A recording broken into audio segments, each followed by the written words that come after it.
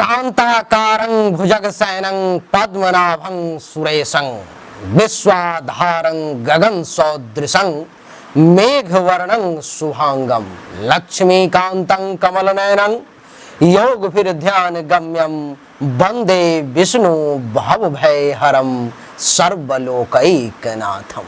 देवी और सज्जनों, भगवान विष्णु के इसी स्तुति के साथ आपकी मंगल कामना करते हुए मैं आज के इस वीडियो में आपको बताने जा रहा हूं 3 और 4 जुलाई 2024 के राशि फल के बारे में कि 3 और 4 जुलाई का समय आपके लिए कैसा रहेगा, किस मामले में बढ़िया रहेगा, किस मामले में खराब रहेगा। इस विषय पर हमारी बहुत कम समय में बृहद चर्चा होने जा रही है। आइए चर्चा को आरंभ करें। हेलो, नमस्कार, आदाब, सलाम, सत श्री अकाल, केम छो, कैसे गाय, केरो हाल है, केना छी, यहाँ सब कैसन वानी, हाउ आर यू, कैसे हैं आप लोग, केमो नाचो, मनक्कम, खम्मा गनियोकम, केमती अच्छंती की खबर, नमस्तुभ्यं, राधे राधे। देवी और सज्जनों, सबसे पहले 3 और 4 तारीख के पंचांग को जानने का प्रयास करते हैं। पंचांग में भी वो कुछ जो मूलभूत बातें हैं उसी को जानने की कोशिश करेंगे। 3 तारीख को द्वादशी तिथि है, बुधवार का दिन है, चंद्रमा वृषभ राशि में है। शुभ समय अगर अभिजीत मुहूर्त की बात की जाए तो 3 तारीख को है ही नहीं। देवी और सज्जनों, दिशा शूल उत्तर दिशा की तरफ है, यानी कि 3 तारीख को आपको उत्तर दिशा की यात्रा नहीं करनी है, आपके लिए वो सुखद नहीं है। 4 तारीख की अगर बात करें तो 4 तारीख को त्रयोदशी उपरांत चतुर्दशी तिथि है। 5:56 सुबह तक त्रयोदशी है, उसके बाद चतुर्दशी है। दिन गुरुवार का है, चंद्रमा वृषभ राशि में ही रहेंगे। और आपकी जानकारी के लिए बता दूं कि दिशा शूल दक्षिण दिशा की तरफ है। शुभ समय 11:57 AM से 12:53 PM तक का है। तो 3 और 4 तारीख का ये जो है सो स्थिति है। आइए इसको समझने का प्रयास करते हैं, जानने की कोशिश करते हैं कि 3 और 4 तारीख का समय आखिर आपके लिए कैसा रहेगा। वृषभ राशि में चंद्रमा का प्रवेश है, इसीलिए मेष राशि वाले जातक के लिए चंद्रमा का प्रवेश कुंडली के दूसरे भाव में होगा। कुंडली के दूसरे भाव में चंद्रमा का प्रवेश ये दर्शाता है कि मेष राशि वाले जातक को इस समय में भाषा बहुत मीठी रहेगी, बहुत ही मीठे शब्द का प्रयोग करेंगे, चेहरा बहुत सुंदर दिखेगा, चेहरा पे गजब की रौनक होगी, भोग विलास करने का मेष राशि वालों को अवसर प्राप्त होगा। कहीं घर छोड़ करके, जन्मधरती को छोड़ करके बाहर जाने की इच्छा आप में जागृत हो सकती है। सहनशीलता आपके अंदर रहेगी, शांति प्रिय व्यक्ति के तौर पर में जाने जाएंगे और भाग्य का साथ मिलेगा, इसलिए भाग्यवान भी कहलाएंगे। भाग्य भरोसे भी आपका जो काम है वो चलता रहेगा। यानी कि मेष राशि वालों के लिए इन 2 दिन का समय बहुत बढ़िया है। मेष के बाद वृषभ की बात करते हैं। वृषभ राशि वालों के लिए कुंडली के प्रथम भाव में चंद्रमा का प्रवेश है। कुंडली के प्रथम भाव में चंद्रमा का प्रवेश ये दर्शाता है कि आपका शरीर इस समय में वृषभ राशि वाले इन 2 दिनों में काफी अपने आप में बलवान महसूस करेगा। शरीर में ताकत की कमी नहीं होगी, बलवान ही नहीं ऐश्वर्यशाली भी आप कहलाएंगे।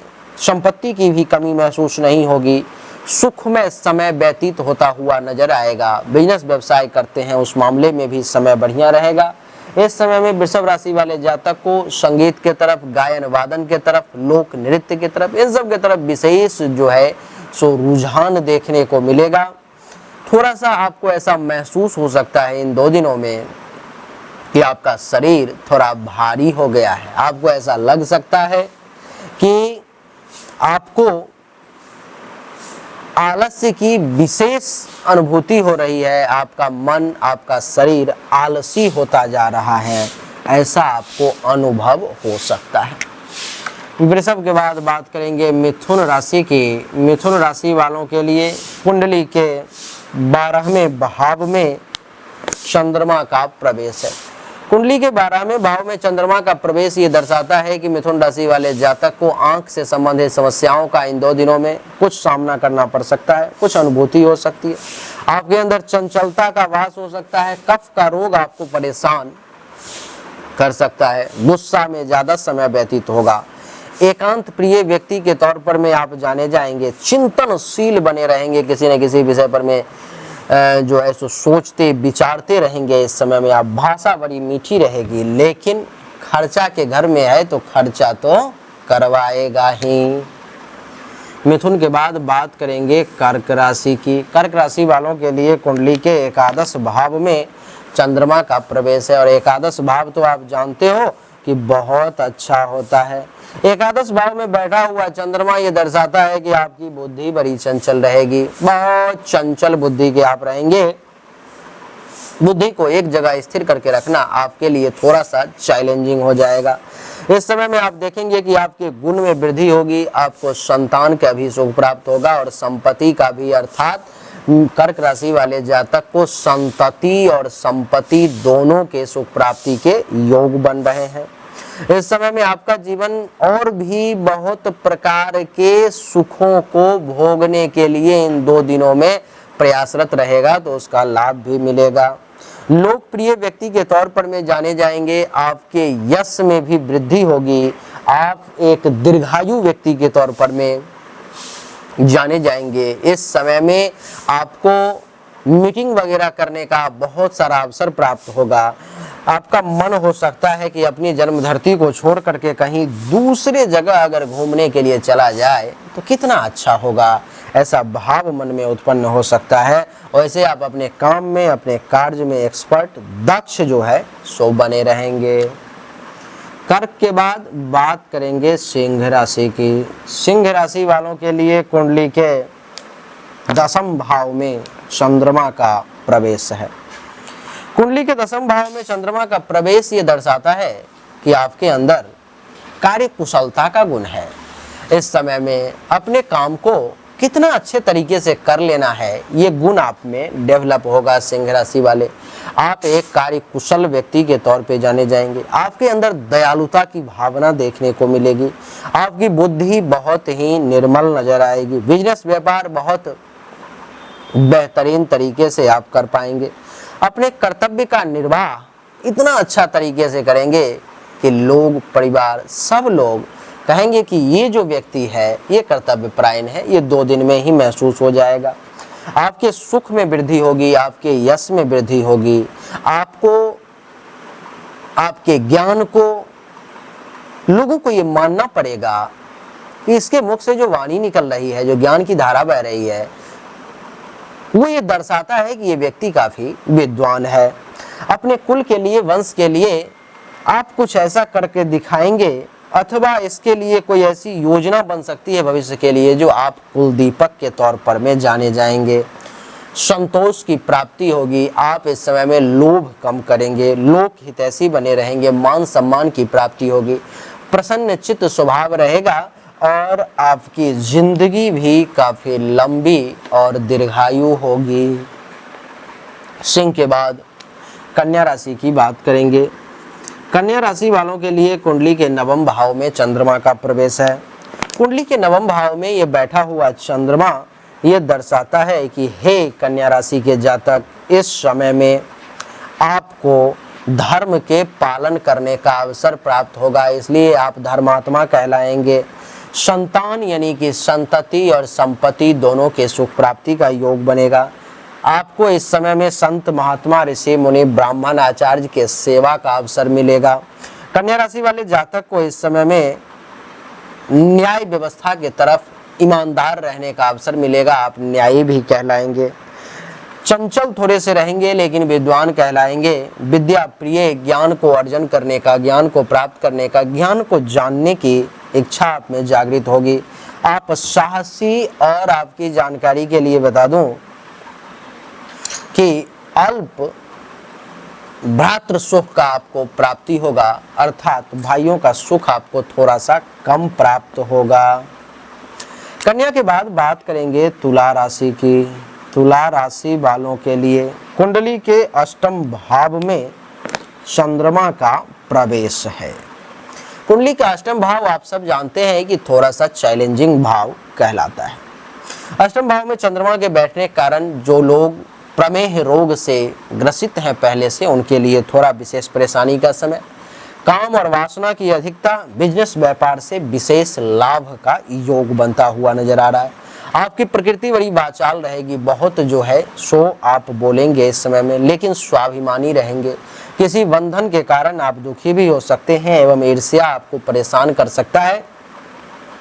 कुछ विकार से आप परेशान हो सकते हैं, यानी कि विकार ग्रस्त आप कहला सकते हैं। तुला के बाद बात करेंगे वृश्चिक राशि की। वृश्चिक राशि वालों के लिए कुंडली के सप्तम भाव में चंद्रमा का प्रवेश है। कुंडली के सप्तम भाव में ये बैठा हुआ चंद्रमा वृश्चिक राशि वालों के लिए ये दर्शा रहा है कि आप इस समय में एक सभ्य व्यक्ति की परिभाषा को स्थापित करेंगे, यानी कि आपकी सभ्यता देखने लायक होगी। आप धैर्यवान कहलाएंगे, आपका पेशेंस लेवल बहुत अच्छा होगा, आप में लीडरशिप क्वालिटी डेवलप का समय है। आप एक अच्छे नेता, एक अच्छे अध्यक्ष के तौर पर में, एक अच्छे लीडर के तौर पर में जाने जाएंगे। आपका विचार बहुत उत्तम होगा, इसलिए आप एक अच्छे विचारक भी कहलाएंगे। प्रवास प्रिय कहला सकते हैं। इस समय में आपके मन में अपनी जन्म धरती को छोड़ के कहीं दूर जाने की इच्छा जागृत हो सकती है। जल यात्रा करने का मन कर सकता है। थोड़ा सा मन में अहंकार की भाव उत्पन्न हो सकती है, उस पर में काबू करने की आवश्यकता है। बिजनेस व्यापार करने का समय है। एक अच्छे वकील के तौर पर में जाने जाएंगे। आप वकील, कंसल्टेंसी, जितने भी लोग कंसल्टेंसी से जुड़े हुए हैं, वक्ता हैं, बोलने की शक्ति से जिनका काम होता है, उनके लिए ये समय बहुत अच्छा रहेगा। आपकी कृति में वृद्धि होगी, स्वभाव बड़ा शीतल रहेगा और आप एक स्फूर्तिवान व्यक्ति के तौर पर में भी इस 2 दिनों में जाने जाएंगे। वृश्चिक के बाद बात करेंगे धनु राशि की। धनु राशि वालों के लिए कुंडली के छठे भाव में चंद्रमा का प्रवेश है। कुंडली के छठे भाव में चंद्रमा का प्रवेश ये दर्शाता है देवी और सज्जनों कि धनु राशि वाले जातक को इस समय में कफ का रोग परेशान कर सकता है। थोड़े से कफ प्रवृत्ति के आप हो सकते हैं। इस समय में आपको अपने जीवन को रिस्क में डाल करके कोई काम नहीं करना चाहिए, आपके लिए ठीक नहीं है। आपकी जानकारी के लिए बता दूं, किसी विषय, वस्तु, व्यक्ति की तरफ आपकी आसक्ति हो सकती है, उस पर कंट्रोल करना चाहिए। स्वभाव थोड़ा सा खर्चीला हो सकता है। आंख से संबंधित समस्या आपको कुछ परेशान करने का प्रयास कर सकती है, परंतु भाइयों से सपोर्ट मिलने की संभावना, भाइयों से प्रेम का योग है। धनु के बाद अब बारी आती है मकर राशि की। मकर राशि वालों के लिए कुंडली के पंचम भाव में चंद्रमा का प्रवेश है। कुंडली के पंचम भाव में चंद्रमा का प्रवेश मकर राशि वाले जातक के लिए ये दर्शाता है कि आपकी प्रकृति इस समय में बड़ी चंचल, स्थिरता में कमी देखने को मिलेगी। कन्या संतान का सुख आपको प्राप्त होगा। कन्या संतान के सुख प्राप्ति का विशेष योग है। जिसको कन्या संतान होगी उसको उसका विशेष लाभ मिलेगा। मकर राशि वाले जातक इस समय में चरित्रवान, सदाचारी व्यक्ति के तौर पर में जाने जाएंगे। जुआ, सट्टा, लॉटरी, गेमिंग इत्यादि कुछ भी अगर आपका विशेष काम है तो उससे आपको कुछ विशेष धन लाभ के योग हैं और इस समय में स्वभाव आपका क्षमाशील नजर आएगा। मकर के बाद बात करेंगे कुंभ राशि की।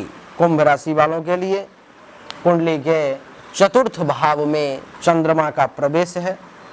कुंडली के चतुर्थ भाव में चंद्रमा का प्रवेश ये दर्शाता है कि इस समय में कुंभ राशि वालों को दान पुण्य करने का अच्छा खासा अवसर प्राप्त होगा।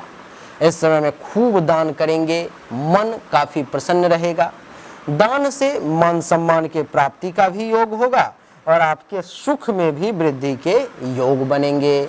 आपकी उदारता इस समय में देखने लायक होगी। किसी प्रकार का रोग, कोई परेशानी अगर आपके पास में है तो उससे आप इस समय में काफ़ी ज़्यादा राहत, सुधार महसूस करेंगे।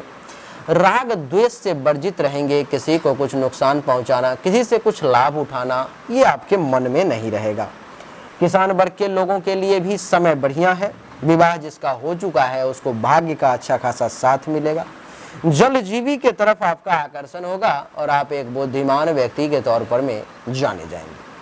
तो कुंभ राशि वालों के लिए भी समय बढ़िया है। कुंभ के बाद अब बात करेंगे मीन राशि की। मीन राशि वालों के लिए कुंडली के तीसरे भाव में चंद्रमा का प्रवेश है। कुंडली के तीसरे भाव में ये बैठा हुआ चंद्रमा ये दर्शाता है कि आपका स्वभाव बड़ा प्रसन्नचित्त रहेगा। बहुत ही प्रसन्न, बहुत ही खुश मिजाज इस समय में आप बने रहेंगे। आपकी तपस्या भी इस समय में देखने लायक होगी। आप ईश्वर पर में खूब विश्वास करेंगे, आपकी आस्था बनी रहेगी। भाषा बहुत ही मीठी, बहुत ही मधुर जो है सो इस समय में देखने को होगी। जिस किसी भी व्यक्ति से बात करेंगे वो आपका हो जाएगा। कफ का रोग कुछ परेशान कर सकता है, सर्दी खांसी जुकाम। अगर कहीं पर में प्रेम संबंध चल रहा है, लव अफेयर में है, तो वो समय भी आपके लिए खूब बढ़िया होगा। तो देवी और सज्जनों, 3 और 4 जुलाई का समय आपके लिए कैसा रहेगा हमने आपको बताने की कोशिश की। उम्मीद करता हूं कि ये छोटा सा वीडियो आपको जरूर पसंद आया होगा, अच्छा लगा होगा। अगर आपको अच्छा लगा, पसंद आया, तो इस वीडियो को लाइक करें, शेयर करें, चैनल को सब्सक्राइब करके इसके बेल आइकन के बटन को दबा दें। और मुझसे अगर पर्सनली कुछ कांटेक्ट करना चाहते हैं तो सामने व्हाट्सएप नंबर है 7062757996। उस नंबर पर मैं अपनी जन्म तारीख, जन्म समय, जन्म स्थान दोनों हाथ की हथेली का फोटो अवश्य भेजें। आपको सही और एक्यूरेट जानकारी प्राप्त होगी। आप सभी का एक बार फिर से बहुत बहुत धन्यवाद। Thank you so much. जय हिंद, वंदे मातरम। बोलिए राधे राधे।